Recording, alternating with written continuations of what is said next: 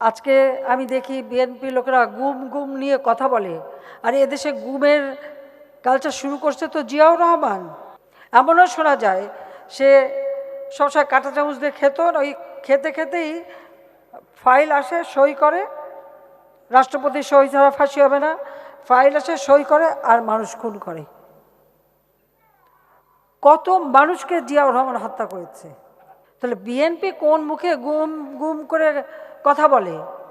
আজকে আমি দেখি বিএনপি লোকেরা গুম গুম নিয়ে কথা বলে, আর এদেশে গুমের কালচার শুরু করছে তো জিয়াউর রহমান।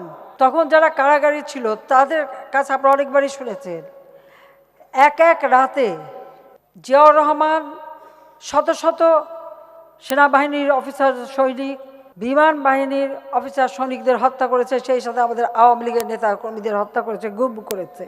এবং শুধু তাই না, এই ফাঁসি দেওয়া একই দিনে একই সাথে 10 জন করে ফাঁসি, সেই ফাঁসি দেওয়ার পর সেই লাশ কই তাদের আত্মীয় স্বজন তো পায়নি, তাদের কাছে তো পাঠানো হয়নি।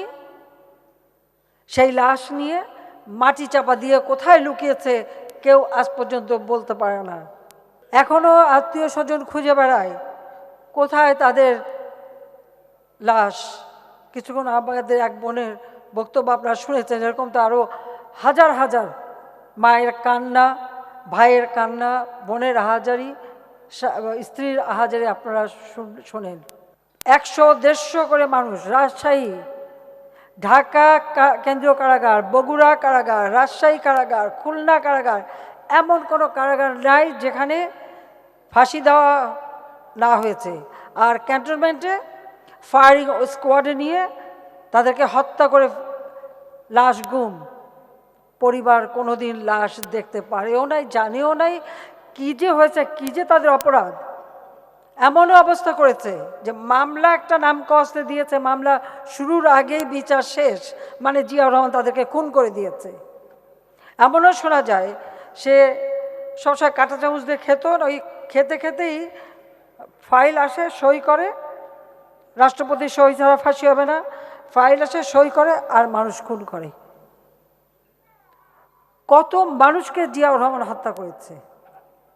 জাতির পিতার হত্যাকাণ্ড এদেশের মানুষ মেনে নেয়নি, বারবারই প্রতিবাদ করেছে, আর যারাই প্রতিবাদের সুর তুলেছে তাদেরকেই সে খতম করে দিয়েছে, তাদেরকেই সে হত্যা করেছে। এক বিমান বাহিনী 562 জন অফিসার, সৈনিক এবং কর্মচারীদের হত্যা করেছে। সেনাবাহিনীর 2000-এর উপর মুক্তিযোদ্ধা এবং সাধারণ অফিসার, সৈনিক, এমনকি আমার টুঙ্গিপাড়ায় লুৎফর, তার ছেলে মেয়ে তো তাদের লাশ পায়নি। এরকম সারা বাংলাদেশে এরকম অজস্র ঘটনা।